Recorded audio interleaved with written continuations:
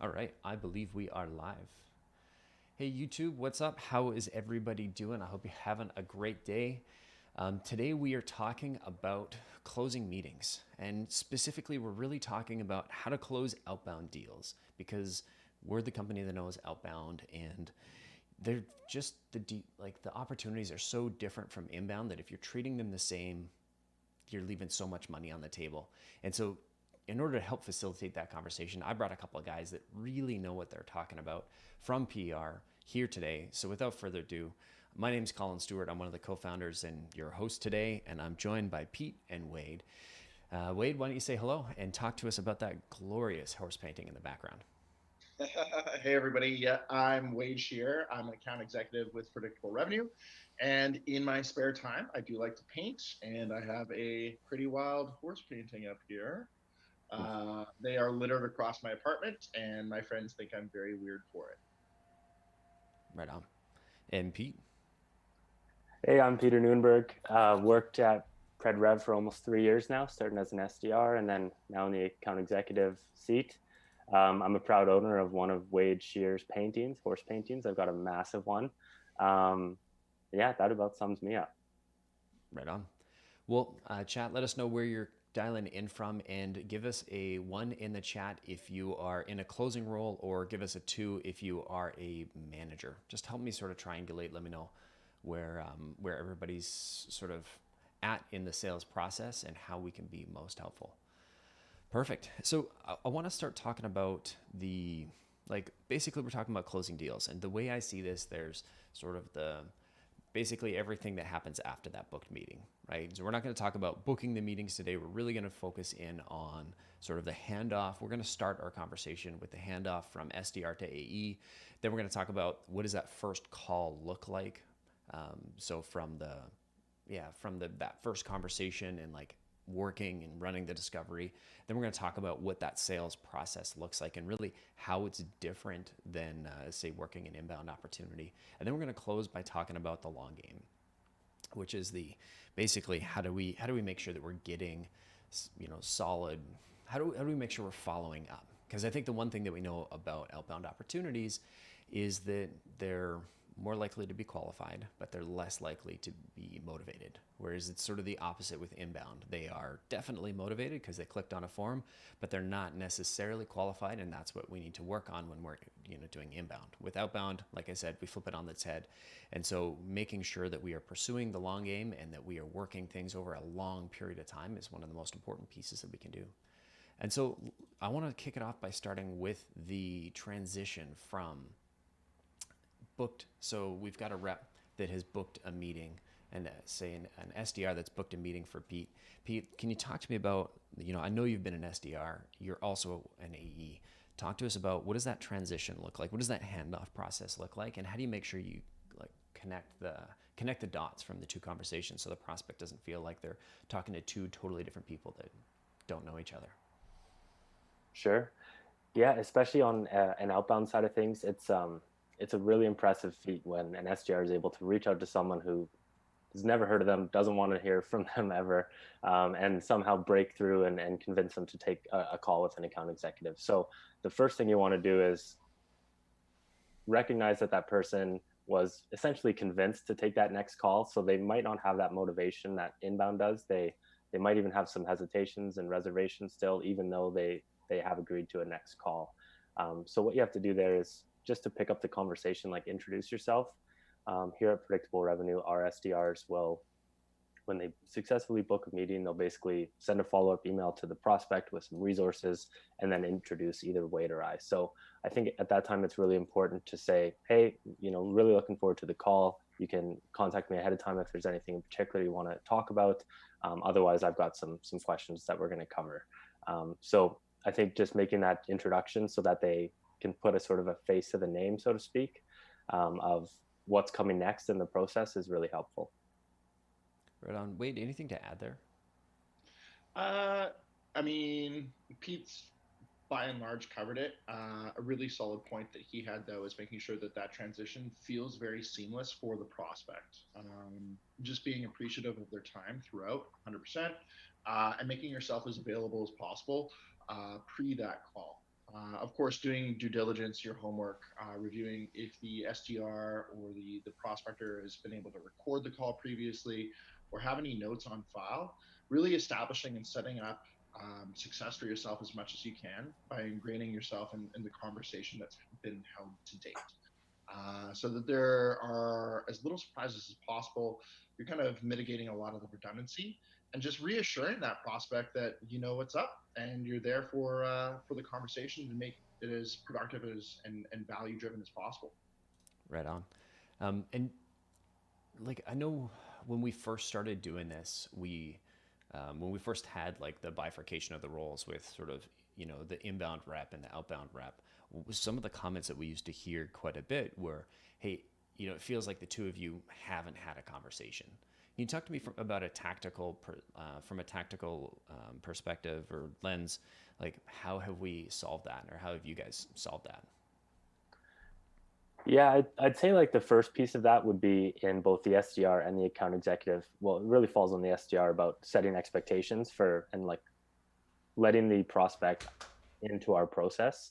So I know like our SDR team kills it when it comes to like right when they get on the call, they set a really clear point of, hey, I'm going to ask you some questions. If we seem like a good fit here, I'm going to put you through to an expert. So just having that little sentence there like sets the expectation already that, hey, there's another step to this. So there's no surprises when they get looped in with another person. From the perspective of an account executive, I think the first thing you can do, obviously, like chit chat, build some rapport. But when you dive into the sales conversation, you want to summarize as succinctly and as accurately as possible what you know from the SDR. And I always say, hey, I spoke with Sarah or Sebastian, got an understanding of the conversation. Here's sort of the key points they mentioned you're struggling with or you're trying to accomplish. Does that sound about right? And for them, that gives them an opportunity to say no if you're wrong, which is great because you'll get them to open up and you can start asking questions there. But if you are right, then they'll say, yes, you nailed it. And then it for the prospect, it seems really seamless. So I think the SDRs here do an amazing job of setting expectations. And then for us as an account executive, it's the onus is on us to make sure that we review the notes, speak to the SDRs if necessary, and we're able to pare it back really quickly and succinctly what that first conversation was about. Love it. And I love how you're basically building that bridge. It's like, hey, I know you had another conversation with somebody else. Here's what I know so far. And so now they feel like that first conversation wasn't wasted time. It feels like you've had a chance to sit and digest, and there was actually some thought, and it wasn't just the process isn't just optimized to like save our time, it's optimized to get them to the best person. And so it gives you the chance, like you've had a chance to reflect, you've seen the opportunity, you've done a little bit of research, you've had a chance to dig in. And that's, I think, one of the advantages of the sort of separating the roles is that you get a chance to sit and be thoughtful about the opportunity before you jump on. And then I think you're totally right in sort of how you lead off the conversation, how you handle that first call, and that sort of transition is super critical. And so why don't we talk about that first call? Like, what does it look like from, I guess, yeah, from a conversation perspective? What does it look like, and maybe contrast that with what it feels like from the differences between an inbound and an outbound deal. Wado, take it away. Yeah, absolutely. With regard to the feel of the first call, definitely you want to make sure that you're apprised as much as possible, just like we were discussing with review of the notes. If there's a call recording, making sure that you're acclimated with potentially that prospect's website or LinkedIn, and that you're coming from a place of a basis of solid understanding. Usually on that call, though, you're still navigating if anything, a deeper discovery.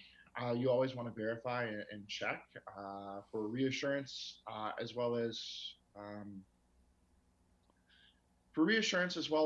making sure that there's alignment there throughout that conversation. At the end of the day, as Pete had mentioned, we're coming to them or you're going to them.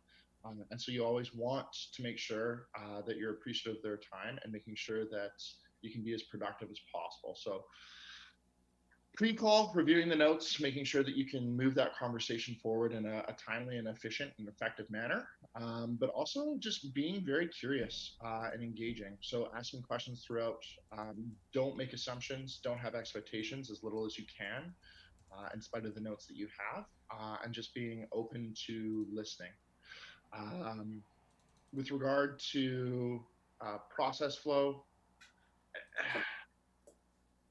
I think ultimately what's most important during that call is making sure that that potential prospect knows that you're an expert, knows that you're able to guide them through what it is that they're seeking to resolve on their end, and establishing that credibility from your side.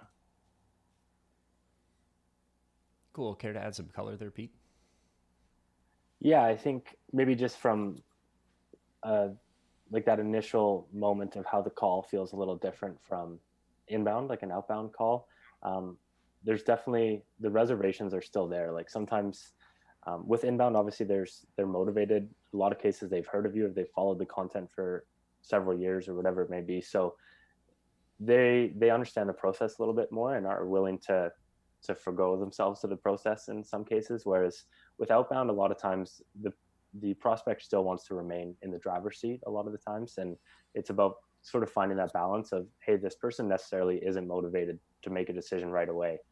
You've got to sit in the seat of providing education, providing knowledge, resources, and to Wade's point at the end there, that's kind of where establishing credibility comes in as a big factor. It definitely feels like, if I could compare this to, say, one of my favorite hobbies, which is pushing rocks around town. It really feels like an inbound. You're on a slight decline, and the rock is rolling itself downhill, and it's going to go somewhere regardless. And you're just kind of you're up against it. You can maybe shove it this way or nudge it that way, but there's already like quite a bit of momentum there, and it's just sort of figuring out, okay, is this rock heading in a direction that is going to be a good fit for us, or is there a better fit for them somewhere else, in this weird rock analogy? But like on the flip side with outbound, this is where the analogy really comes home. Is you're actually going up a hill, and because there's no motivation, there's that constant, like almost every minute, especially those first couple minutes, I find it really critical, because they've an SDR has reached out cold, and they've decided to give you some of their time. And I think that's a really important piece, is they've decided they're going to give you some time, and that's what they feel like. It's like, okay, you owe me, show me how this is going to be valuable. And so you're back, and the weight is on you to push the rock up that hill.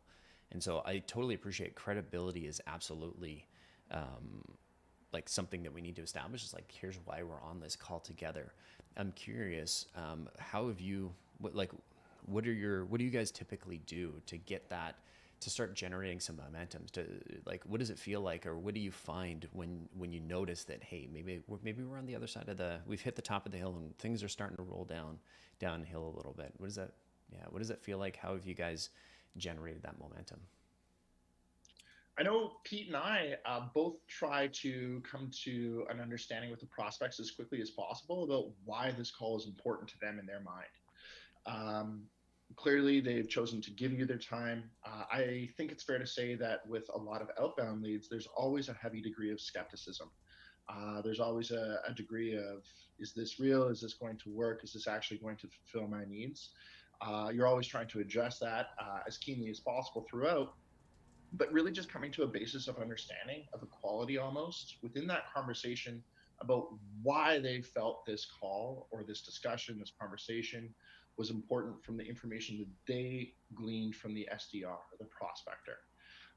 Coming to grips with that, and really coming to some sort of insight as to what their needs are as quickly as possible is definitely going to help in the conversation. It's going to provide you guidance on where to take that conversation. It's going to provide you guidance on whether or not there's alignment early on, but it's also going to create that, I think I used the word equality across the board, so that there's a basis of understanding between the both of you. Literally, sometimes Pete or I will just ask, like, why outbound now? Right? Like, why is this important to you? Why are we having that? Or why are you having this conversation with predictable revenue, given everything that we know from the notes from the prior call and everything that you discussed with our SDRs? And really allowing them the frame and space and time to describe what's painful for them in that moment. I think it's a great jump off place. Yeah, definitely a good way to start the conversation. In terms of like your point around establishing credibility, Colin, I think if you can just like name drop isn't quite the right word, but like obviously you want to ask some questions. Like sometimes you have outbound ops who come on and they just start the call by saying like, well, what do you got for me? That's, as a salesperson, that's not how you want to start a conversation, like diving right into a pitch. So usually you try to, catch and release, flip it around and get some questions going. But as you ask questions, I find it's really helpful to be like, if they say, for example, like, oh, we're still in founder led sales, for example, you can just drop like a little quick line like, yeah, that checks out. Like a lot of our customers come to us in a similar position, and then ask another question. So right away, you're just kind of giving them little assurances like, hey, we've helped people like you before. Or, we're fortunate where we have a really good brand and we can name drop the book or Aaron's work at Salesforce. So if you can sort of figure out like what's important to that person, what they care about, you can start to sort of drop content or anything that really helps to establish that credibility, even in just like little sentences, the way you respond to their questions or their answers to your questions.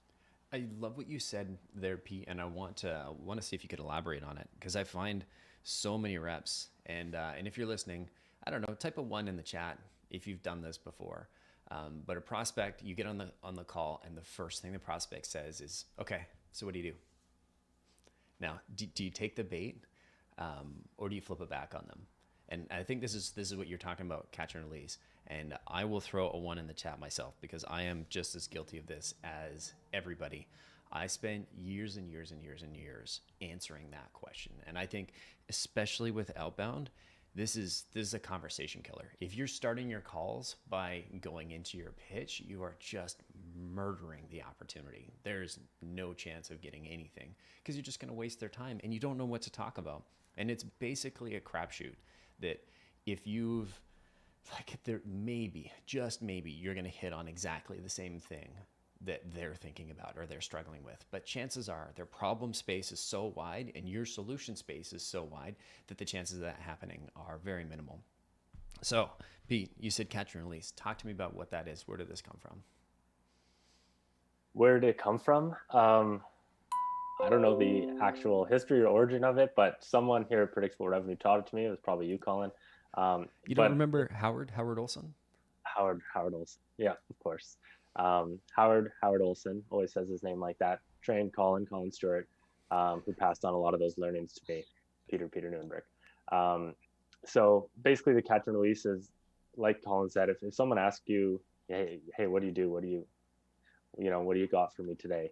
If you just dive into a pitch, it's going to fall flat because you have no idea what they care about, no idea what to speak to, no idea if it's even a fit necessarily. So the catch and release is the idea that if they ask you a question like that, you want to sort of catch that question, catch the prospect. I don't know how the analogy exactly works, but you basically flip it and ask them a new question. So the way I might answer that is like, hey, it really depends. Like there's a couple different ways we help companies. It depends on this, like, and then dive into a question. So it's the whole idea of they're trying to ask you a question. It's kind of like a fencing match almost, where you try to get in a little question and then you slip in a little credibility. You try to get another question in. They're going to ask you some more questions. So with outbound, it's really much more of that back and forth, where, as I said earlier, with inbound, like usually inbound opportunities, like they give themselves up to the process a little bit because they believe us to be the experts. Whereas with outbound, you've got to kind of prove that you can add value on the call. Totally. I think it's probably one of my favorite sales tactics, is just when they say like, all right, Wade, let's role play this. You're a grumpy prospect. All right, we get on the phone and then ask me the question. All right, what do you do? It's a great question, Wade. And I'd love to get into that. But before I jump in and just waste all your time talking about things that aren't valuable, do you mind if I ask you a couple quick questions? Absolutely. And see Please, and see how it's like, it was really hard to get into that rhythm, and I've practiced it a lot. I've done it on hundreds, if not thousands of calls. And I've yelled at these guys for doing it, not doing it, and probably until they were tired of me hearing it, which is the only way you can, really learn or teach anything. And so, like Noah's saying in the chat, the demo's about them, right? And it's exactly the point, is we don't want to just sit here and talk about us. We want to get into like what's relevant. And this is almost it's a weird little negotiation, where you're sort of, you've got a little bit of currency, you got a little bit of social capital because, there was something that interested them. There was some reason why they took this call in the first place. And so you've got, let's say, $1 of Wade bucks, right? And then you're going to exchange those Wade bucks in order to ask them a question, right? And so you've earned a little bit of, you're going to spend that to ask them a question, and they're going to give you a bit. And hopefully within what they share, you can learn a little bit more to ask another question that's going to, earn you a bit more Wade bucks. And then you can drop some credibility that's going to that balance. And then you trade in that credibility by doing a little pitch, right? And so it's this like weird little balance of, you've got to like not first like tank the call by just answering their initial question, which we do want to get to a point where we ask questions, but I'll use the catch and release a number of times. And it's probably the most common question, at least that I remember getting at like the initial question. So what do you do? Especially for outbound deals. And then like, I've also seen it like you get through the discovery and the guy's like, hey, just stop. Like, what do you guys do? Right. So you have to give them like a little micro answer and then flip it back to them. Be like, okay, well, I could talk about this, or this. Let's deflect here. I'm seeing a couple of questions here in the chat. So I want to get to that, and then we'll get back to sort of that. How do we handle that initial call and maybe the transition into the sales process? But MD, longtime listener, always in the chat. Love seeing your questions there, bud. So Wade, question for you. What price point or range does PR believe outbound is effective? And before you answer, Price is right rules, closest without going over. How much money do you have? In dollars or Wade? It's a tough one to answer. That's not trying to deflect, only because so much of our services are based on the client. Like what we do is highly variable, highly flexible, and really unique and tailored to each and every client that we work with. A big part of what we're doing here really needs to recognize the target market that we're addressing for that client and the volume that they're looking for. Again, not to answer it, but that's actually a major part of the discovery process that Pete and I go through, coming to grips with who are you actually trying to prospect? What's your ICP? What volumes are you expecting? Have you done outbound before?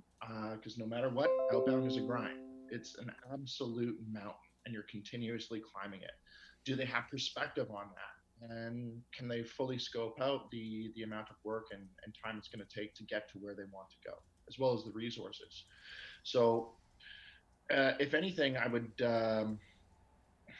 say it depends. Now we do have a band that we watch out for, and it really kind of depends on the volume that they're looking for. Pete, do you want to further kind of extrapolate on that? Yeah, I think we've seen outbound work at a bunch of different price ranges. To be honest, it depends how cheaply you can do it. Like if you build an internal team, you can probably potentially do it for cheaper. If, certain workarounds or whatever it may be. Depends how you structure your team, where your team's based. For us, like usually we have kind of a rule of thumb, like for our services and what we charge with an ACV, or on an annual basis, like more than 10K. It's usually a good basis that we feel pretty confident delivering ROI. But again, if you build an internal team, you can potentially do it for cheaper in different ways or make it work for you. So typically I'd say it's in the thousands, but we've definitely seen a range. Yeah, I've seen people try it at the $1,000 mark, and there's some. I'll see if I can find the article. It was a company called 2020 that we worked with, and they wrote an article about like we helped them ramp up their SDR team, and they to like 30 or 40 SDRs, 30 SDRs, and they ended up moving away from outbound entirely because they realized that they were throwing good money after bad. Like their SDRs were productive, they were booking lots of meetings, they were closing lots of business, but they were spending more to acquire a customer than it was worth to them. And so, at $1,000, it's most. Now, when we're talking about like sales development and outbound, I'm talking about pure cold outbound. Right. So if I think I could just kind of pause and set that argument aside for a second and just draw the distinction between pure cold outbound, where we have never talked to this person before. There's no signal. There's no intent. There's no anything. They're on a list. We're going to reach out, knock on the door and say, hey, what's up? Do you want to buy some of our stuff? Right. That's pure cold. Midbound is sort of where people that showed up to a stream on YouTube you did, or they signed up for a list, or they downloaded an ebook, and then you have your sales development team go and reach out and say, hey, I saw you downloaded this. Are you interested in a conversation? I think that's a different thing. And then inbound is they filled out a web capture form and they're coming to you. And so those are the sort of three ways I look at it. Midbound you can definitely do at a lower price point, but we're really talking about sort of pure cold here in terms of what's viable, what's not viable. And so coming back to the answer, basically you want to make sure that you're not, that it's going to be profitable. And so I think I've got an ROI calculator while you guys are talking. I'll see if I know I've got a spreadsheet somewhere. I'll go try and track it down and throw it in the chat. So if you're looking there, it's going to be janky and ugly. But basically you can put your costs in, you can put your sort of sales cycle and the number of meetings you expect and your close rate. And then it'll help you kind of work out some calculations there. Which is a really great way to sort of segue back into the conversation of like how we handle our first call. And sort of on that note, I know I had asked a little bit earlier, like what impression does it get when they get handed from SDR to AE? Like, is the SDR adding value? Are they taking away value? As opposed to like, say, a live transfer or just having, Pete or Wade handle the conversation in the first place. So Pete, I know you've been an SDR and in the SDR role. Why don't you start with this one? Yeah, in terms of like, does the SDR sort of add value in that conversation or simply asking questions? Totally. Yeah, I think whether you're inbound or outbound, the SDR's job is to add some value. It's usually of an educational point of, whether it's, hey, here's what we do, here's how outbound could help you in general. But I think I've never had really a call as an SDR, which is a role I did for over a year here at Predictable Revenue, where they didn't ask you some sort of questions. Like they're always looking to get something from you. So it's your job to make sure that you're providing the answers and hopefully value that is associated with that. But again, to the point that I mentioned earlier, it's really important that the SDR set expectations at the start of that call that, hey, my role here is to qualify, to understand if there's a fit here, and then to put you in touch with, an expert who can speak more to that. So I think setting that tone at the start of the call is really important because then the prospect doesn't assume necessarily that they're going to get a ton of value out of the call. They understand that, hey, there's a process here. The SDR is going to pass you on to someone who is really going to be the driver of the value, so to speak. So I think that's a really big piece, setting expectations, but then again, you're always going to get questions and it's on the SDR to provide that education and provide good answers. The SDR too, I mean, for our perspective, very often, like Pete, you're saying 100% they're going to field questions, probably pointed questions, being able to triage those or answer those in a way that you're still providing value, but also a basis for the next discussion. Is so important, but a lot of the times case studies will go out, examples of recent projects, etc., just to make sure that that person's armed with a more complete understanding before they even talk to Pete or I. It can very often help, but again, too, it's there can be a fine line there. Yeah, this may be unique to us as well, but for us, like our sales process can help us differentiate ourselves because companies are coming to us because a lot of times they want the SDR model worked out. So when we have an SDR who reaches out, does so successfully, books a meeting, qualifies them, a lot of the times that's valuable in itself because clients say, okay, this is how outbound can work. I understand how this might work for us now. So that might be a little unique to us because, in some ways we sell what we also do as a sales team. But I think having like a professionalism in that sales process is really critical as an SDR, you're the front lines of an organization when you're reaching out to prospects. So having like an air of professionalism, establishing your expertise early, all of that is valuable and really important to the sales process as a whole. I'll actually segue back really quickly as well. So just before that question, Colin, I know you were potentially looking to bring up an ROI calculator where we're discussing a little bit about what makes sense or what's a clear indicator for us, whether or not that prospect's somebody that we can develop ROI for. Trying to tie this into the discussion that we're having now, it's so important at every stage, whether or not you're the SDR or the AE, and if it's the initial call and the questions that you're looking to establish that credibility with, is really just coming to grips with what's important to them. And ROI, I think it's so easy, face value, so obvious to point to profitability, revenue, deals closed, what's converted. I've also had conversations where that assumption hasn't been fair. I mean, ROI to certain prospects I spoke to, at the end of the day, yes, they want to build a profitable company. It's something that they've invested their time in or their own money if they're a founder. But depending on what stage they're in, or if they're looking for a raise or a series or something to that effect, it could be just as important to show growth on paper as it is to convert or get money in the door. So that can also skew things as well. And it really makes it very important to understand what's important to them. Totally. I just threw a couple sheets in the chat there. I can see a bunch of you are in there already. The first one is just a bunch of numbers. So you can see some, like, I've got some benchmarks in there that you may or may not want to trust. I probably would lean not to trusting them. They're just like, I didn't do a ton of research. I did this as an internal doc, and I was thinking about it on the call or on our live stream here, and I thought, hey, this would be helpful, so you can see how things work in my brain. But basically, you input your total addressable accounts, so the number of total accounts you can go after. You add in the number of people that you can go after at each account, and so I'd encourage you to go, wide.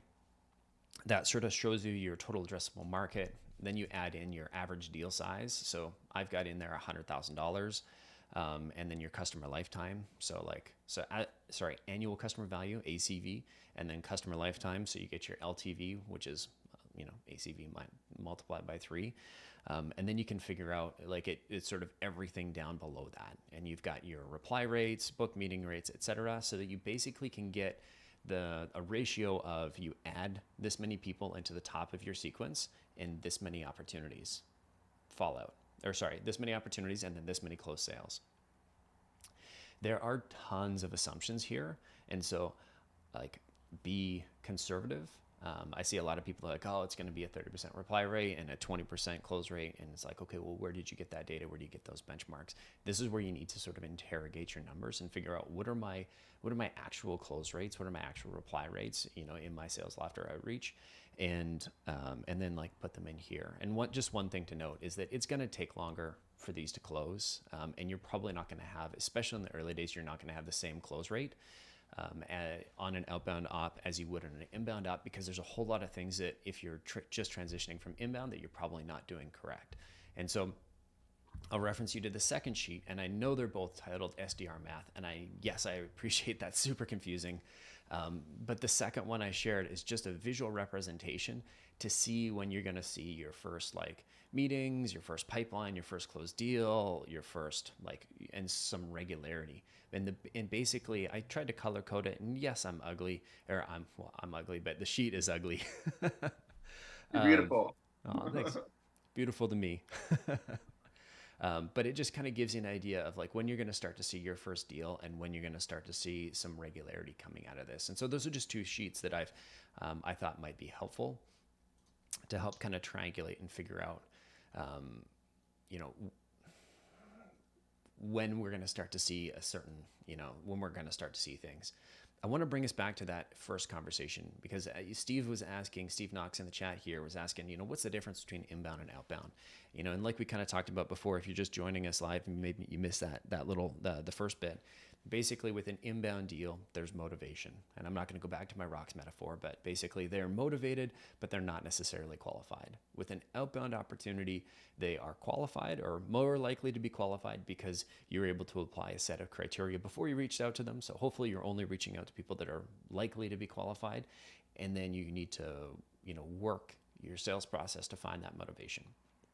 And it's sort of the inverse of an inbound opportunity. And so, we've been talking about, you have to establish credibility. And then I think the next thing we've got to do is find that motivation. And we got to figure out where we're at in the sales or in their buying cycle. Where do we fit in? Because this is one of those things, like, if we're pushing the rock up a hill, like, is this something that they are like I grew up with Miller Hyman as my sort of sales Bible. And so I think of like, are they problem aware? Are they not? Do they, if they're aware of the problem, how do they feel about it? Are they like even keel? They care, they don't care? Are they in distress, like it's causing them pain, or are they confident that they've got it solved and that it's not really a problem? And so I'm curious, how do you guys figure out when you're, so back to Pete and Wade, how do you figure out where you are or where the prospect is in their buying cycle on one of these conversations? Because I know they can be so short, the prospect feels like they're doing you a favor by being on the call. And so how do you balance figuring out where they're at with giving them what they're looking for? Yeah, I think that's something you pick up just kind of from their tone sometimes. Like you get sometimes in like outbound opportunities are motivated and they are excited, and you can pick that up right away. But the ones that are a bit more standoffish, I suppose, again, it goes back to that sort of fencing analogy of like you've got to get your questions in, but you've also got to add value like throughout the whole call, or you're gonna lose them. So I think early on, like trying to dig for pain, like you mentioned, Colin, like are they even aware there's a problem? Are they aware that there's a solution out there? And once you've sort of identified that, you can start to ask questions like, hey, have you thought about using outbound as a way to, create more consistency in your sales pipeline? Questions like that. And if they say, no, then clearly they're probably far away from sort of coming around and making a decision. Obviously, it's your job to get them there. But if they say yes, this is something they're thinking about, that's when you can start to ask about like timing. Like, okay, like why would you take the leap now then? So like those kind of questions, like why now, why outbound, will help you get an understanding of where they are in the buying cycle.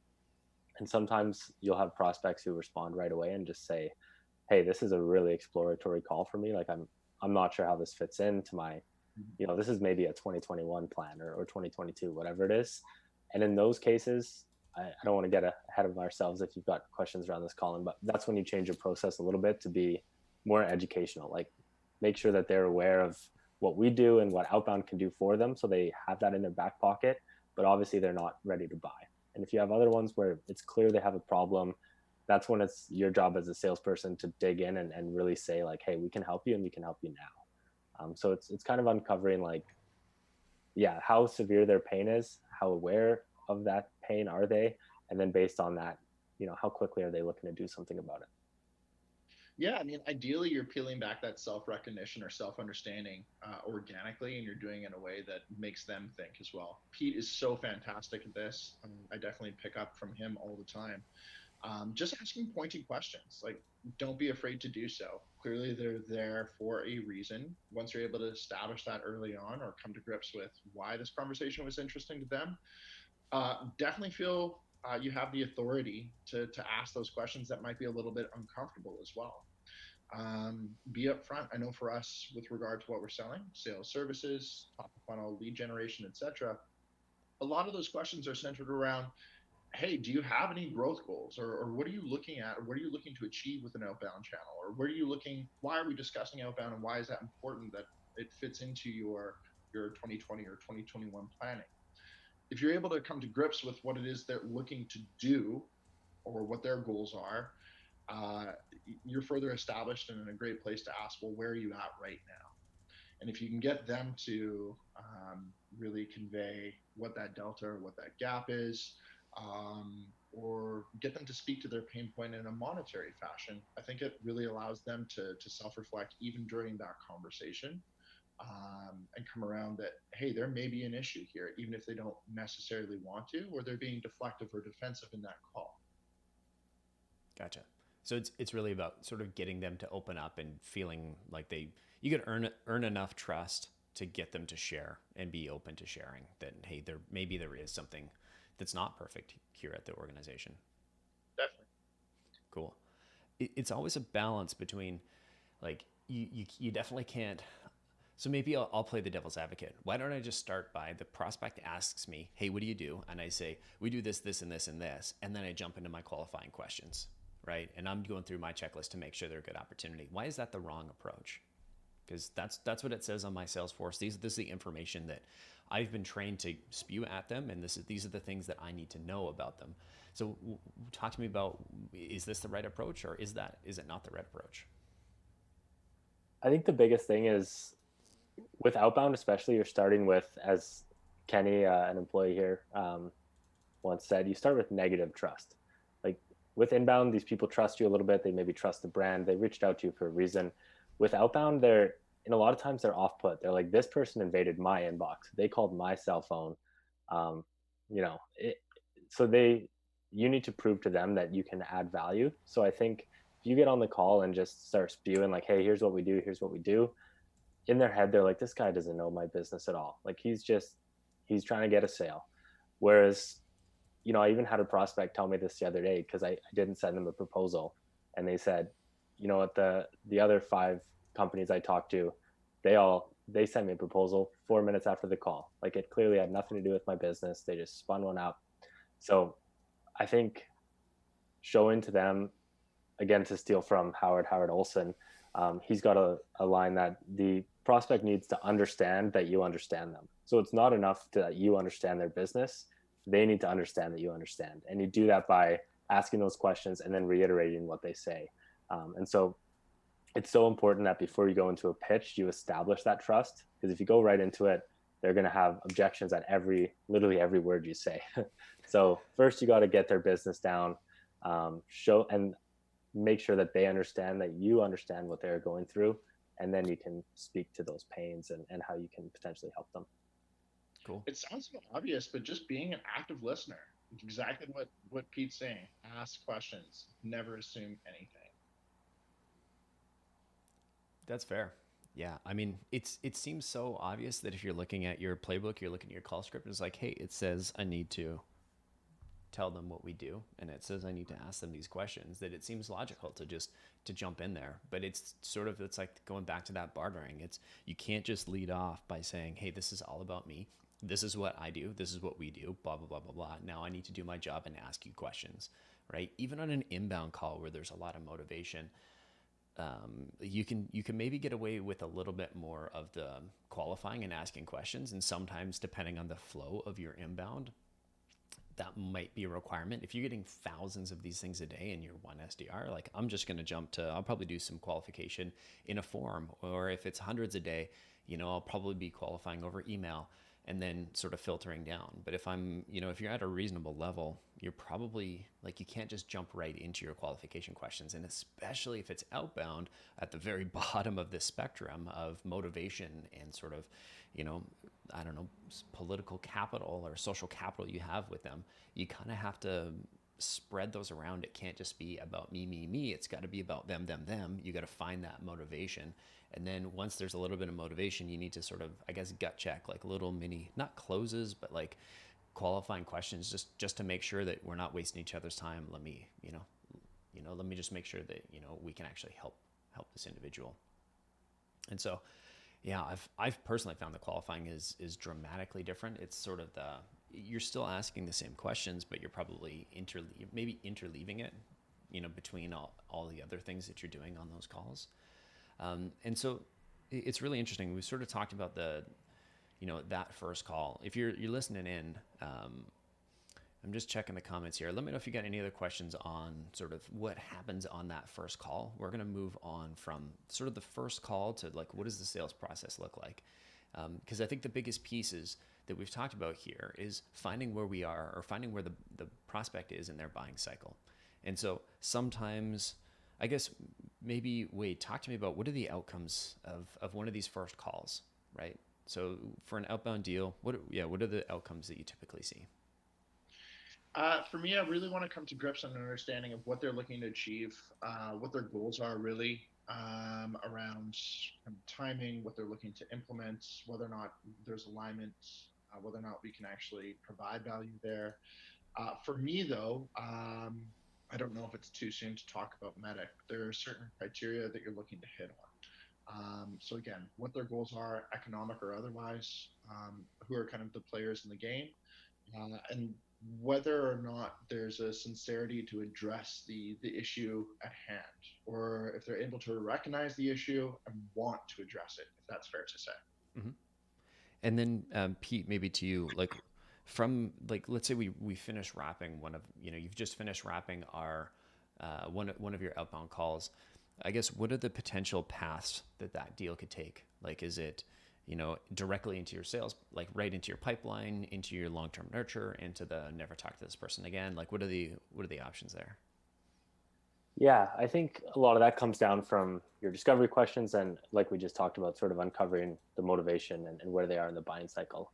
If it's someone who says, hey, I took this call for educational purposes, exploratory, I want to understand what you guys do, how you can help, but it's not on my radar right now. First thing you want to do is understand why it's not on their radar. Like maybe they're investing their time and resources into something else at the moment. And if that's the case, then it's appropriate to put them in like a nurture, like, 3 months down the line. But what's really important there is when you reach out to them, you want to have an understanding of why now, like, 3 months from now, hypothetically might make sense. So the prospect tells you, hey, we're investing in, we need to get our product up to snuff so that we can onboard new clients faster or whatever it may be. Then when you reach out in 3 months, you want to address that. How's that project come in with the product? Are you ready to scale it up? So that's one aspect of like the long-term nurture. The second you might see is, someone where there is motivation and it is ready to go into the sales pipeline. Again, you want to understand what next steps look from their side. A lot of the times, you'll hear when there's not necessarily the motivation there, or not as much active motivation or active in a buying cycle. They might say, hey, this is something I've got to speak to my team. So from there, you want to understand who's on the team, as Wade pointed out. Like if you're taking this to your CEO, like, what do they care about, etc. And then usually the way I'd want to, speaking of outcomes of that call, is you want to establish a next step. So in a lot of cases, it's either, hey, I'm going to share a proposal. You're probably going to have some questions. Let's put down a time so that we don't make sure those questions don't go unanswered. And there's kind of two ways you could go about it. You could, if they say, hey, I'm meeting with my CEO next Friday, you could say, hey, I'm going to send you this proposal. I bet you're going to have questions. Let's touch base Thursday so you're ready for that meeting. If they're not so receptive to that, then maybe you can touch base after that meeting to see how it goes and outline next steps. So whether or not, if the motivation's there, then they're probably going right into the buying cycle or your pipeline. You just want to understand what actionable next steps they're going to take on their end, and then make sure that you're supporting them by follow-up calls, follow-up resources, whatever it may be. Pardon me. You sort of mentioned, I might have to talk to my boss, or the prospect says, yeah, I might have to talk to my boss. How do you handle those opportunities where there are multiple buyers that are involved? And let's assume we've got a real live opportunity, and I'm weaving this in from the newsletter. Florencia asked the question, when we sent this out, and I don't think she's here right now, but I know she's going to watch, and so we'll link this to her a little bit later. So tell Florencia how do you handle it, like when you have multiple stakeholders in a deal? I think for my part, actually pulling on what Pete just said, making sure that every party involved feels supportive. So asking at every stage, hey, if there's a co-founder or a colleague or somebody else who needs to be involved in this buying process, let's make sure that we get them involved as early as possible and taking that opportunity so that they feel as equally supported as the prospect that you're speaking to initially. It's always fair and always fine to push for that, because what you're really asking for is permission to further support that sale or further support the needs of the prospect in that moment. Now, it's not always clear. And again, too, it really kind of depends on the situation. The prospect that you're speaking to may have a ton of motivation on their side, but they need to get the rest of the group motivated. So there's a little bit of give and take there, and you always want to make sure that you're supporting that process. And if that prospect says, hey, I need to have an internal discussion or socialize this internally first, respect that fact, but always push to ask to break through that barrier. Because if you're able to involve the other parties as early as you can, you're probably more able to address any issues, any concerns that they may have, which you're unaware of or which haven't been shared. So always take that opportunity, but always make sure that you're supporting the prospect and being respectful of the prospect as you do so. Cool. Pete, anything to add there? Anything to build? Yeah, I think that was well articulated, Wade. I'd say, like, if you've got one person on the line for that first call and he says or she says, hey, I got to take this to my team, say, okay, who's on that team? Like, who's involved in something like this? Like, just try to get the lay of the land first. And then you can start pushing. Like, if they say, let's say you're talking to a VP sales and they say, well, my CMO is going to be important to this decision. You can really push to say, hey, if we're going to be successful, if the CMO is going to be involved in this engagement, we should get, him or her involved as soon as possible. Like, why don't we include them on the follow-up call and take it from there? So it's really trying to understand the lay of the land. Again, if this person's telling you like, hey, they got to take it to their team, there's maybe 3, 4, 5 people who are going to base their objections based on what this person is telling them.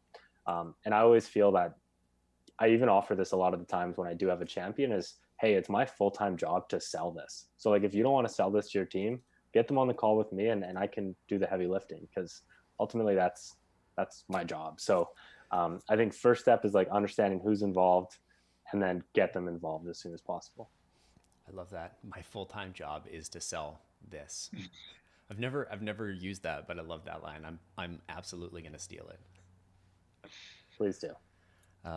Perfect. I was not expecting that. That's great, Pete. I was going to add the caveat that like we are working deals that you might classify as like SMB or mid-market. Our deal value typically ranges from like the 10 to 150K range.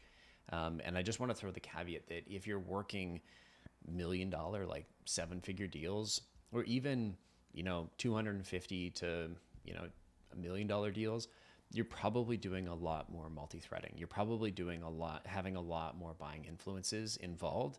And it's not going to be a simple, okay, well, let's on the next call, let's get your boss on, because there probably are multiple stakeholders. In our sales process, it tends to be a fairly straightforward buying network, a set of buying influences, right? You've got the sales leader and you've got the economic decision maker, which is usually the CEO. And so it's those two. Sometimes we'll see marketing get involved. And so we're answering with like, this is specific to us. You might have you might have to deal with a technical buyer, in which case you absolutely will need to multi-thread this and say, okay, well, let me get introduced to them. Or it might be, if it's a larger sale or it's an end user sale where you need to sell to the sort of manager buyer, but really at the end of the day, it's the end user that's using the product or service or that's going to be greatly impacted. Even if you don't have permission from your primary contact, it can be a smart idea to reach out to the people that are actually going to be using it and get their opinion, not to sell to them, not to try and convince them that they should buy, but to reach out and ask their opinion. I think so many times I have made the mistake of not realizing how many people my product is, the product or service that I'm going to be selling, how many people it's going to impact. And I've done those individuals a disservice by not going and talking to them. And so it's not about, just because you are a salesperson, you don't have to lead every call by selling. We are especially with an outbound opportunity, we are in the discovery phase. And so we are more investigators in this stage. And so it makes tons and tons of sense to make sure that you're doing your research. And sometimes that research is going to be going and interviewing all the people that are going to be involved. Now, if I'm selling a $10,000 product to a bunch of end users, am I going to go and talk to all of those end users, or am I going to talk to their boss? It probably doesn't make sense to go and spend all that time talking to their boss, unless that $10,000 a year sale is going to turn into like a 10-year contract, in which case, okay, maybe it's worth your time. But I think it's always a balance of, you only have so much time. How do you spend it wisely? So that's sort of my 2 cents here. I want to get back into sort of the sales process. And so let's assume that we found the champion. There's a little bit of motivation. How does our sales process really differ from inbound when we're talking about outbound deals? I think it's normal to expect a bit of a slower pace. And again, you're still working with, even if you've established credibility, you've established motivation, there's still maybe a little less trust where, they feel still that you're selling to them in a lot of cases, where inbound, the perspective may be more so that you're solving a problem for them. So I find with my follow-up, for example, or the sales process, you want to be respectful that potentially the idea of working with us or working with a partner that does something like us is new to them. Like, potentially before one of our SDRs reached out, they hadn't even thought of it. So you don't want to be sort of like shoving it down their throat, like, hey, how are you coming out with those proposal I sent you, or when do you want to talk next? You've got to understand a little bit that, give them a little breathing room to digest all the information you've sent them. I think it's really helpful to understand on the tail end of your first call, like, hey, what does the next week or two look like for you? Like, what's your process like? Are you talking to your team members? Pardon me. So that way, when you reach out, you have thoughtful value to add. Like, you can say, hey, I know you mentioned you're talking to your team. How did that go? Were they receptive to the idea? So I think it's a lot about not necessarily being so pushy and trying to demand the sales process, but molding it a little bit more so to their timeline and their speed that they want to move, while trying to find a way to add value at every stage. You're always trying to gauge the temperature in the room. You're always trying to understand the environment and their perception of the conversation as well. I think it's what's so unique between, going back to the question initially, inbound and outbound in this process, is that outbound, of course, should and could appear more qualified when you speak to that prospect. But that prospect is probably very likely qualifying the living daylights out of you at every stage. And so, yes, you're probably more than likely going to have an elongated sales cycle or a timeline. But to what Pete is saying, you're supporting their decision, or you're supporting that conversation and that decision making process at every stage. They're very likely going to ask you for references. That may not come up as frequently in inbound. There's some sort of credibility or understanding there on their point. They're going to want to see case studies. They're going to want to see white label collateral of some kind to understand what you've done before, whether or not you can actually be effective and deliver on what it is that you're saying. They may even want to talk to other parties involved on your side of the team. So I know Pete and myself try to provide as much information and be as clear as possible. But even pushing past that, they may want to speak to somebody on the CS team, the customer service team, if you will. They really are going to be qualifying you just as much as you are seeking a lot of the answers to the discovery questions, the players in the room, etc. And you have to be aware of that, and you have to make sure that you're providing value at every step, every stage. Totally. And I love the way you sort of frame it there in that providing value. And I think one of the most important pieces, and I don't think this is specific to outbound, but I think if you don't do this one thing with your outbound opportunities, you're toast. And Pete alluded to it and talked about it a little bit earlier, which is finding the next step at the end of every call. If you allow yourself to get off the phone, to get off that Zoom meeting without a mutually agreed upon next step, it's going to be 5 times harder, and to sort of get them back on the phone. And that's not to say that you can just do this. I'm not saying you can just do this at the end of every call and say, okay, let's find a next step. So like, what do we do, right? This is not a single question that you are asking at the end of the call. I've made this mistake tons of times where I'm like, okay, so you have a conversation, you get to the end, you're like, okay, so what's our next step here? If you've got to the end of the conversation and you don't know what the next step is, you've probably already lost, right? And I think looking at this, the goal of that first call, of every call, is to work towards and understand what a next step looks like. And so like Pete said, you're trying to understand their situation, where they are in their buying situation. And like Wade said, you're trying to add value at each step, right? And so by managing this deal or this opportunity, their buying process effectively, and sharing, whether it's sharing content, making connections to existing customers, or talking to other people on their team, we need to find ways to continually add value and keep some momentum there. Because if we are not being that driver of momentum, there's no momentum on their side yet, right? Until we've helped them understand that there is a gap between their sort of reality and their expectations. And so one of those things that we're trying to do with our questions in that opening call and those initial our first calls is to identify that gap. We can't create that gap. The gap exists already. What we need to do is get them to acknowledge that gap. And you can't do that on a single call. And so you need to basically string this out over multiple calls. And like I said, if you don't secure a next step, if you're not working every call to figure out what that next step is, if you're not acting collaboratively, you're toast, right? Like, we need to string these together so that you're not losing that momentum. Because I want to, Pete, you were sharing some stats, and maybe you can talk to me a little bit about them. When we were talking about doing this stream in the first place, and we'll talk about some stats. Actually, you know what? Before we get to some stats, I want to get to a couple of questions here, but keep that one locked and loaded. So we're going to get into, just going to go to the questions here. So if you got some questions, throw them in the chat before we get to sort of stats, and we'll be talking about nurturing here. But Julio was asking the most common KPIs for inbound and SDRs. Have they changed in this new normal? And I think Jordan was asking the same thing. Basically, working from home causing more flex hours. Are you finding it harder to get positive replies versus the benchmark? So I know these are more sort of sales development questions, but can you guys weigh in? I can say that I feel this is very personal. I feel the entire world was impacted by the current business environment, what COVID has done internationally. There's no two ways around that. If your business wasn't, or you're in a position to really kind of support telecommuting, so some sort of digital space, that's absolutely great.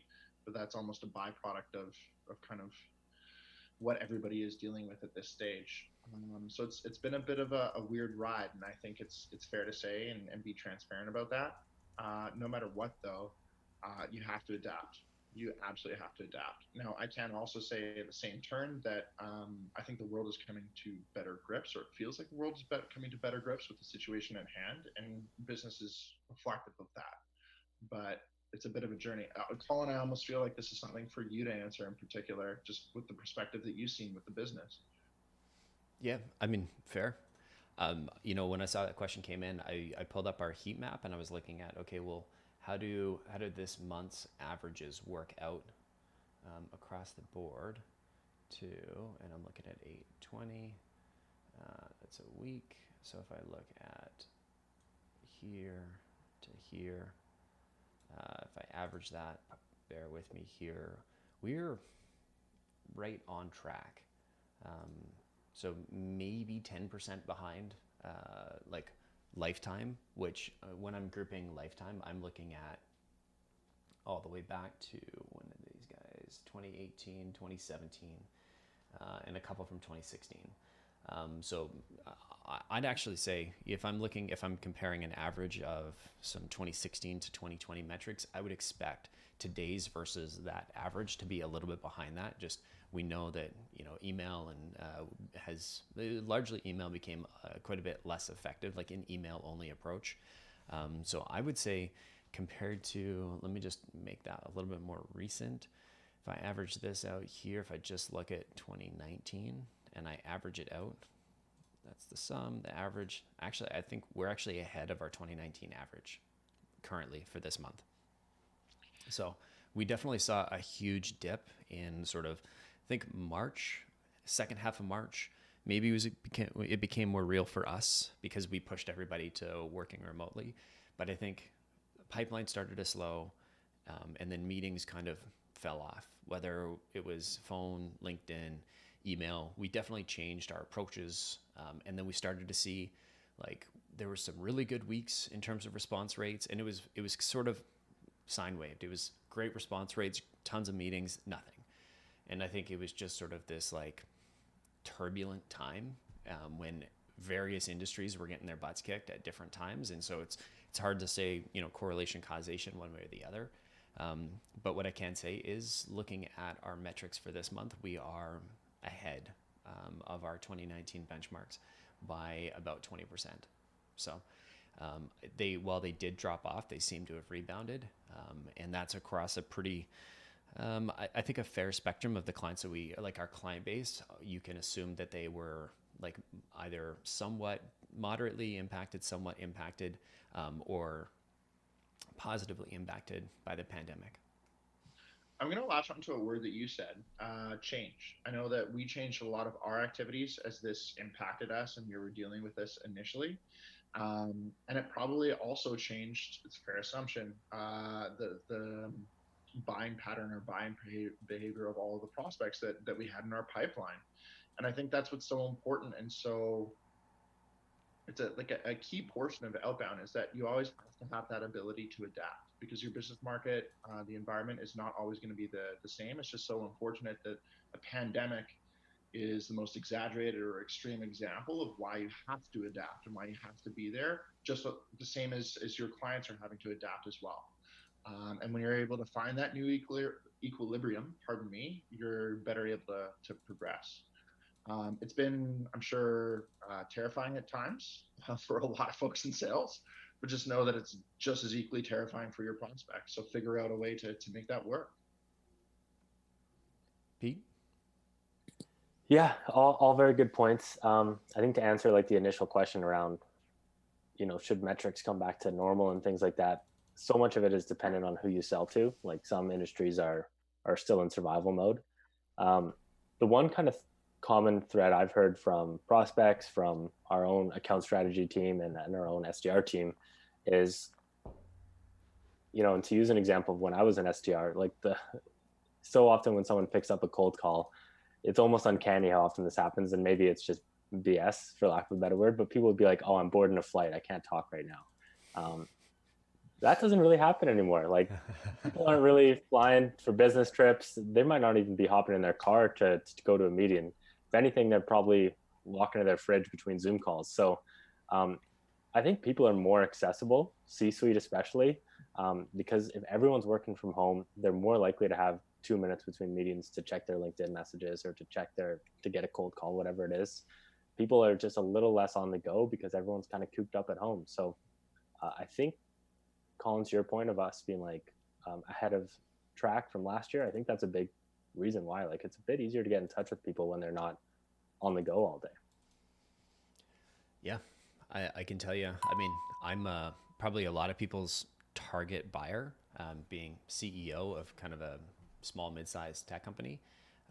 And I can tell you the amount of travel I'm doing lately is pretty diminished. Like Pete said, I travel from here, my office, to my bedroom, up to the kitchen. Sometimes I'll go out for a walk, but I still have my phone on me. And so in terms of like, have I, am I checking I'm probably not checking my email because I have pretty good habits about, I don't check my email very frequently. There are days where I don't check my email at all.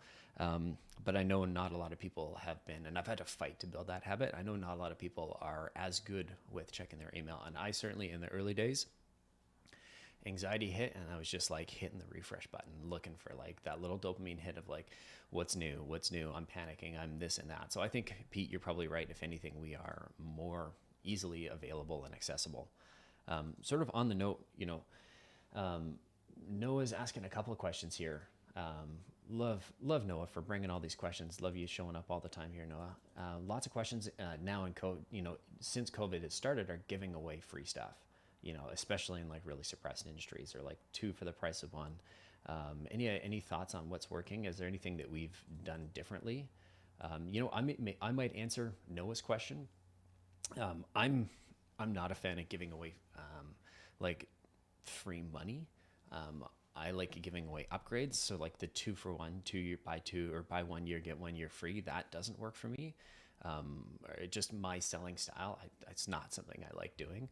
And Pete and Wade can attest when they come to me for like, hey, I want to give a discount, I want to give away some money. I am not the kindest person. I'm not the person you want to be asking that, because I can almost guarantee what I'm going to say. But I can tell you that if I pull it up a level, our product mix changed pretty dramatically. In pre-COVID, we were selling, I think our primary products were the pods, right? Fair to say, guys? Yep. Mm-hmm. So pod 1, pod 2. So when I say pod, I mean like we're selling an account strategist, a sales development rep, and they're basically, I think starting with, for 1 was like around $7,500, and then for 2 was $12,000 to $13,000, somewhere in there. That was like our primary product mix. That was 70% of the deals that we were seeing. And then we had another one that was like $10,000. And what we saw overnight was that demand for those that had a sort of 12 to 18 month, projected ROI, demand for that evaporated pretty quickly.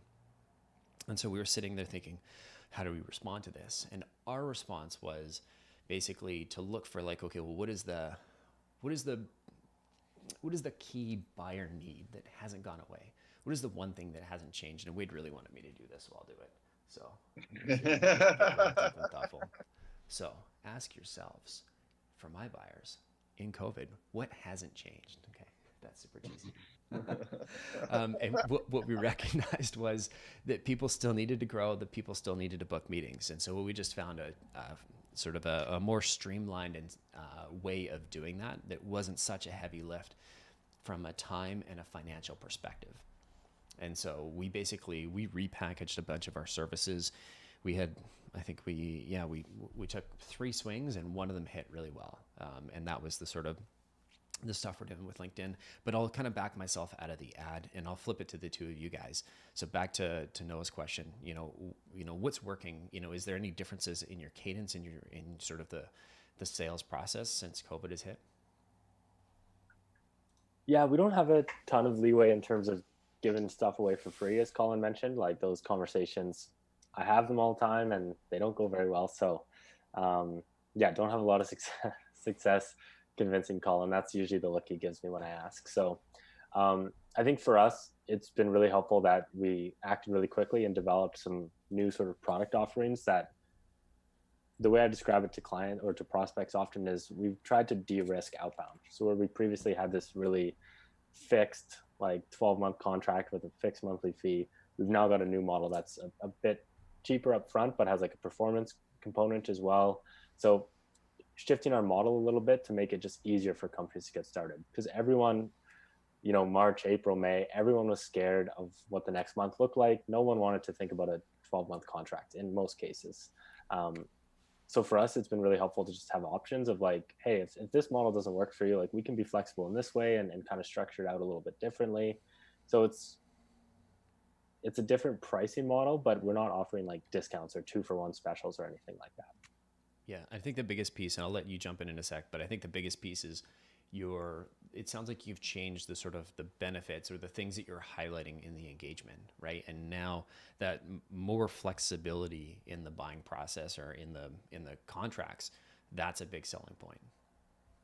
Yeah, flexibility and speed in some ways as well. Like if we're doing a sort of a shared resource model versus a dedicated, we can spin something up quite a bit quicker. So I share that with a lot of clients, like, hey, depending on your growth goals, depending on how fast you're looking to move, these are the different sort of approaches. And for a lot of times, because companies are in that position where it's a little scary to think of what's on the horizon 12 months out, it's appealing to have this option of a shorter term contract with some more flexibility.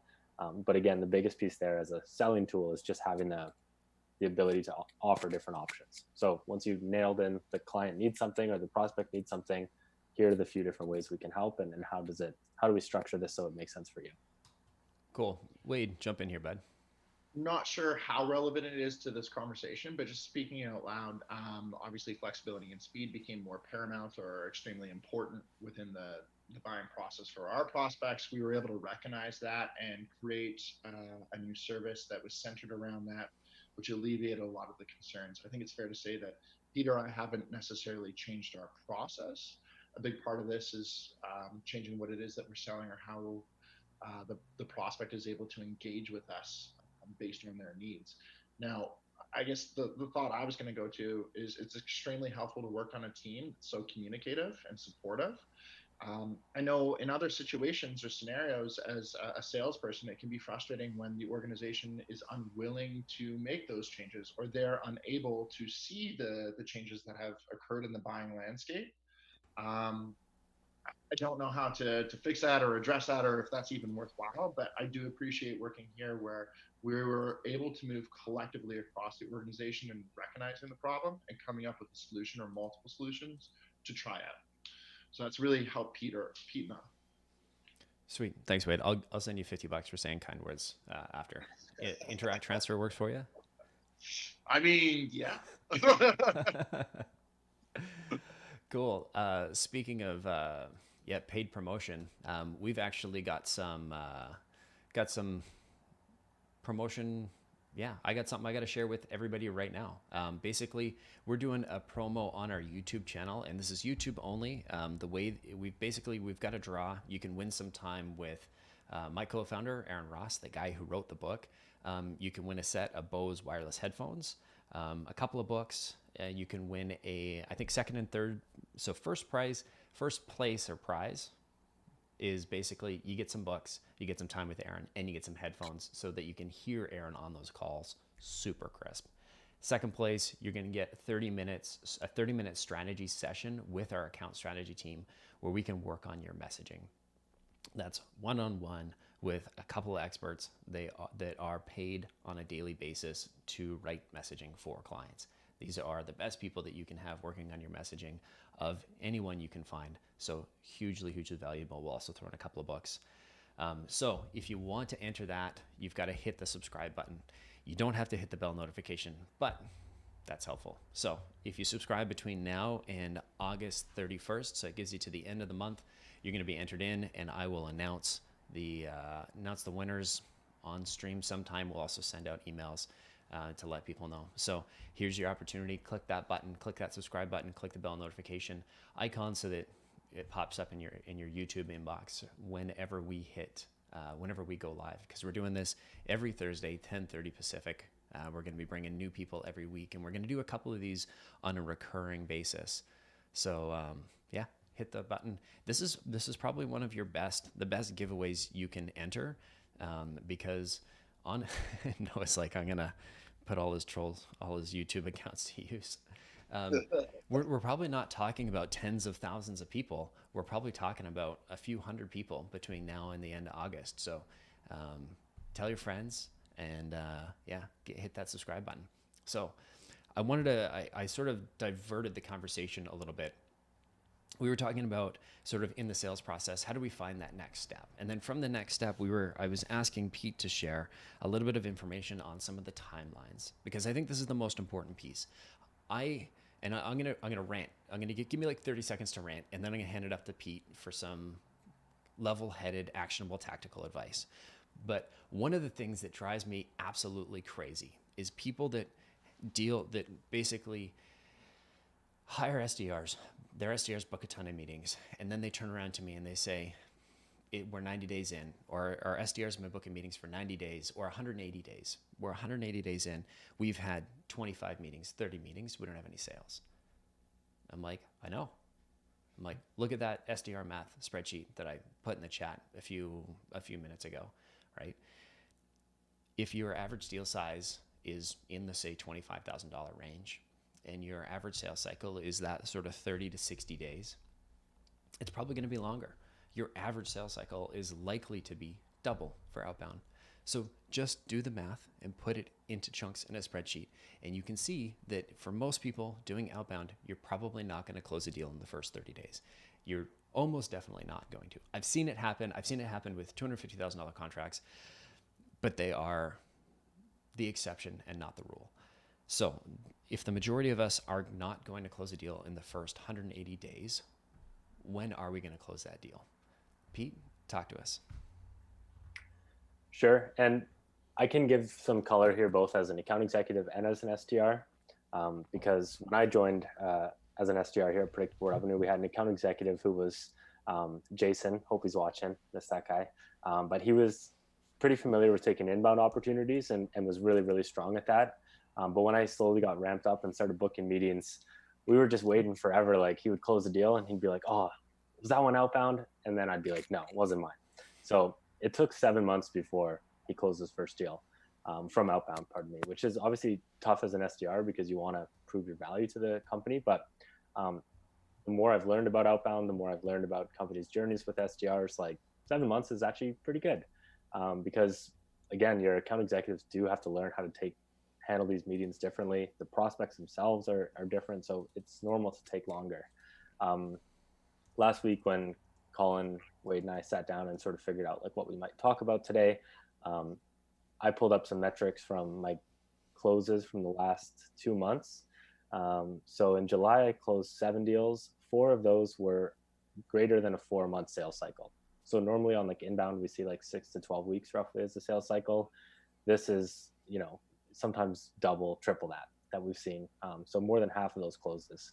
And then in June, it wasn't quite as dramatic. It was about a third of the closes, but again, a good sizable chunk of deals closed took, in some cases, almost half a year to close. Whereas we're used to Wade and I closing inbound deals in like a month or 2.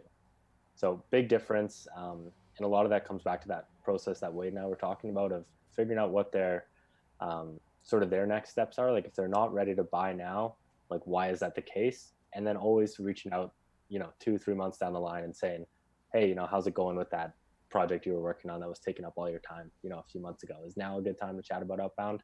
And just pestering people, staying top of mind until, they are ready to take that next step.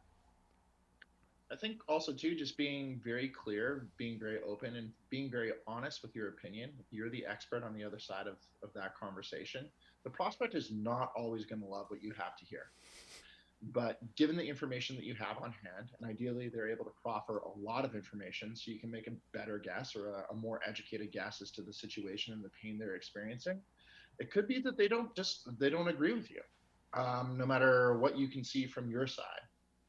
But very often, I have seen and will find the prospects will come back to you, even on something that's a close nurture, or you can recognize that there's a value to be had there in working together, but they're still very much on the fence about that, or for whatever reason internally, they haven't been able to convince themselves. At a certain point in time, if what they have told you is true and correct, and you're able to identify that issue, they're gonna have to deal with that issue.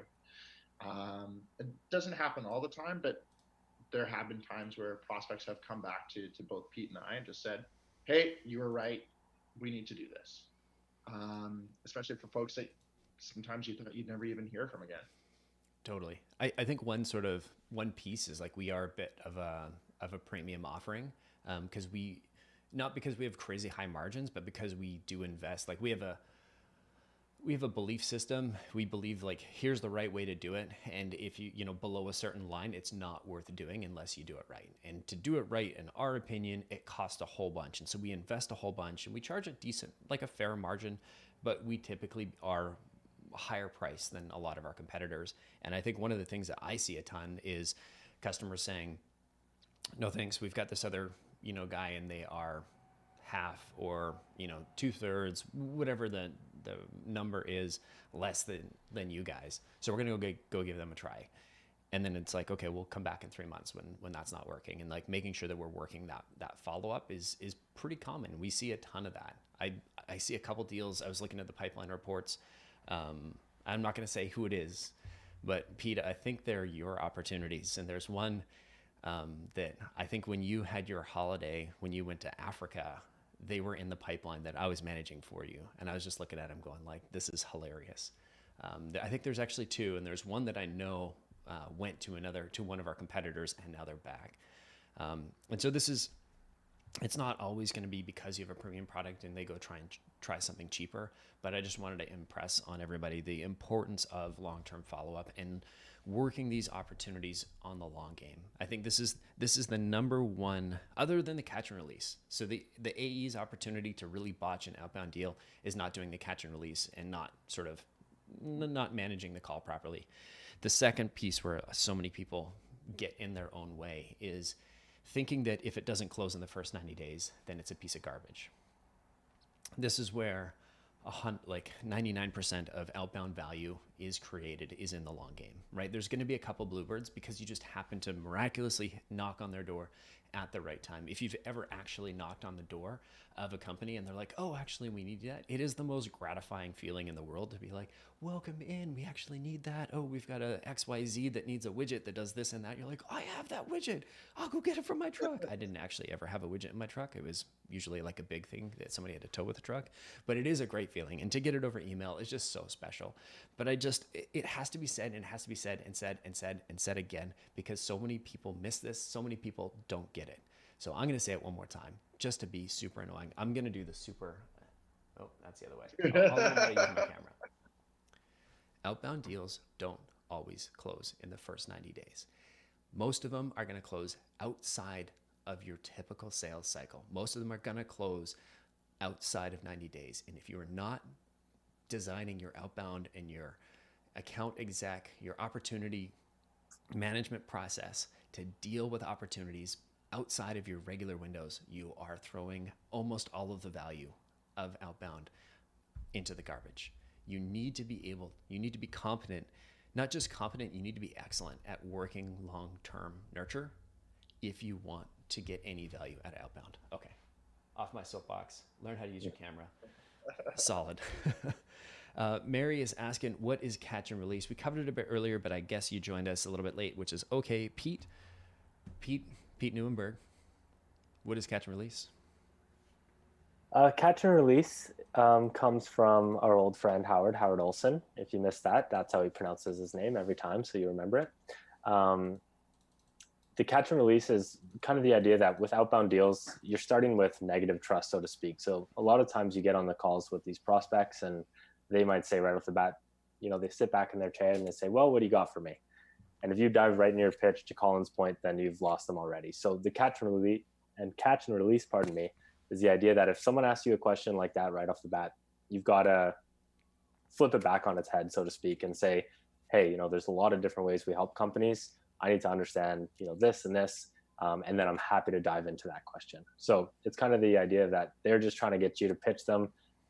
There's no sense pitching them until you know more about their business, and you've got to communicate that and flip it on them so you can go ahead with your discovery process. Perfect. Thanks, Pete. Much appreciated. I want to get to the close here. We've been hanging out for an hour and a half, and I appreciate you guys probably have other opportunity or other work. You got to go and close some of your own deals. But let's end on a positive note here. Final tips on working the long game, right? On closing opportunities in the long run. I know for me, it can be a little bit more of a manual process. It depends on the tech stack you have in place or your own workflow. Being cognizant or aware of the fact that those opportunities are still there, they're likely to convert, but being patient with them. So being diligent about putting in, for myself, manual follow-ups throughout the calendar, and making sure that it's in a timely fashion according to the prospect's needs. And when I do follow up, making sure to review any previous conversation around what their objections were, what their timeline was, what was actually developing in their business, so that you know what you're talking about when you come back to them and it's actually relevant for them. Yeah, I would echo that. Like, I think, first of all, not having the expectation that every outbound deal is going to close in 90 days, giving way to their buying process a little bit, because obviously you can't force someone to buy from you. Like, you've got to understand their process. And then, as Wade mentioned, like, understand sort of the nitty gritty details of that process. Like, if they're not making a decision on something like this in the next 90 days, when would they make that decision and what's sort of stopping them today? Because then, to Wade's point again, when you do reach out, you want to be thoughtful and say, with a really specific example of, last time we spoke, you mentioned you're going to spend 2 months building out your account executive team or whatever it may be. How did that go? And is now a better time to chat about outbound? So that way, when you reach out to them, they remember, okay, this is exactly what we talked about. This is why we didn't buy from them at the time. These guys remember, they get it. Let's pick it up. So I think, just having the expectation that they might not close right away, but then being able to add value every month or 2 or 3 when you reach out, even if it takes a year. Beautiful. And Steve Knox asked us for some, intro tips in terms of like SDR, making it to AE. And, I think this is one of those big ones. If you can help your AEs work these long-term, if you help them, understand that most of these opportunities are going to happen outside of your normal buying, like, sales cycle. So you're going to enter into like a mini sales cycle, then there's going to be nothing for a while, and then they're going to come back. You can bridge that gap. And I think that's one of the best ways to demonstrate that, hey, I have this set of skills, and I want to earn my spot on the team. So I think that's one of the best things that you can do. I'm seeing a couple questions here just because we're going to wrap in a couple minutes here. People are asking, hey, I subscribed in the last month or 5 weeks ago. Do I need to unsubscribe and then resubscribe? No, I think it's fair. We'll add everybody in that's previously subscribed, especially if you're active in the chat there. So Mary and Julio, thanks for subscribing already. Noah, I thank you for subscribing.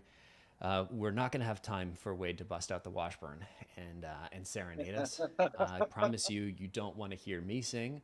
But Seth Rogen over here has a wonderful, wonderful singing voice. And Pete is actually probably the most accomplished musician on the call here, though he is not displaying a guitar or any sort of keys around him. all of that was a complete lie. Colin is actually the musician.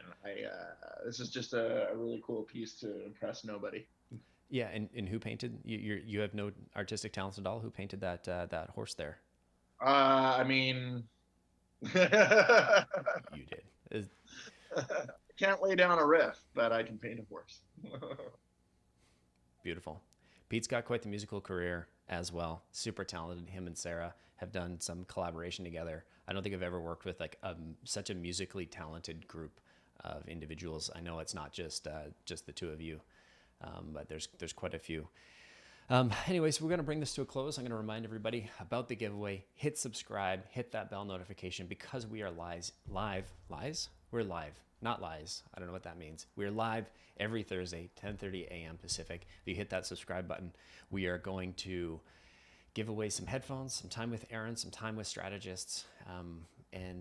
Yeah, we're really just trying to grow the audience. So if you can help us share the word, I'd really appreciate it. The more people we come hanging out here, the more we're going to do these things.